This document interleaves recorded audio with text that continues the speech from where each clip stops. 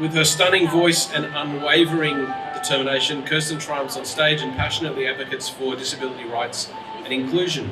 She fiercely challenges stereotypes with her voice, proving that given the right opportunities, people with disabilities can reach dazzling heights and flourish in any environment and industry.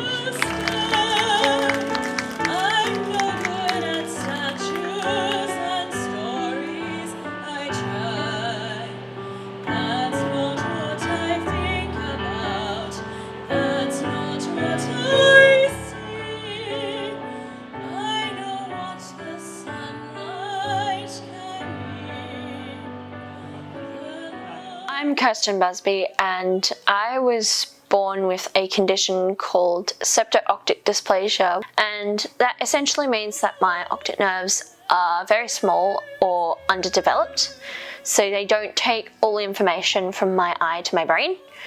And the other condition is called panhypopituitarism, which basically means I have an underdeveloped pituitary gland that does not function.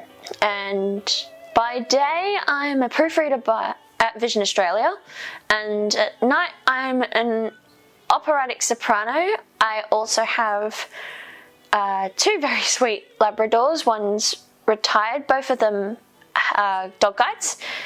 My retired one's Violet. She was with me for 6 years, and I have now got Kimber, who is 2. She essentially gave me back what I had with Violet, which was that independence, that freedom, that, okay, I can go to a massive, big, confusing area and know that my dog is going to have my back and help me find what I'm looking for. Might take us a couple of goes, but we'll find it and we'll get to the other end. I'm essentially what you'd probably call semi-professional. Like, I've not hit lead roles in semi-professional yet, but I've certainly, I suppose you could say in the last 12 months, made a name for myself down in Sydney. The advocacy work I am doing, whether that be creating an education training video for Uber or just being in operas and educating fellow cast members on how I do things, is going to mean that when someone else comes along and decides, hey, I want to give this field a go, or hey, I want to use an Uber to get home, or whatever it may be, hopefully they have an easier time of it. It's always been my love of singing that's made me just want to continue and probably take on too much at times, I'm not gonna lie. But I always know that at the end, it's all I want to do, and I hope I make a career out of that one day. Suppose I hope that my story would inspire the fact that people see those of us who maybe have a disability or something that perhaps isn't classified as what you'd see every day, that they'll still treat us as human beings, because that is essentially what we are. I suppose, and this might sound easier to say than it probably is to do, but first off, don't lose hope.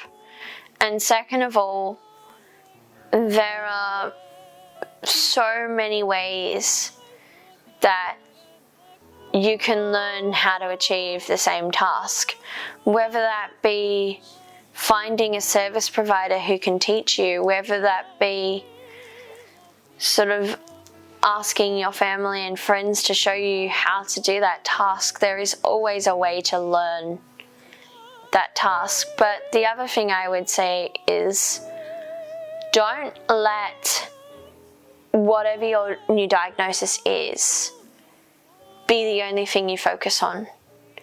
Like, take time to sort of, I suppose you could say, mourn what you've lost, because you need that time to heal, but then go, you know what, I'm still me, I've still got a life to live.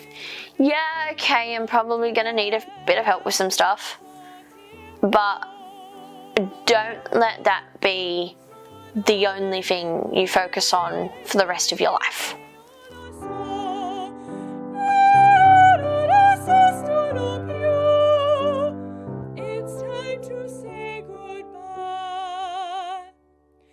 Quando sei lontana sogno l'orizzonte mancan le parole e io sì lo so che sei con me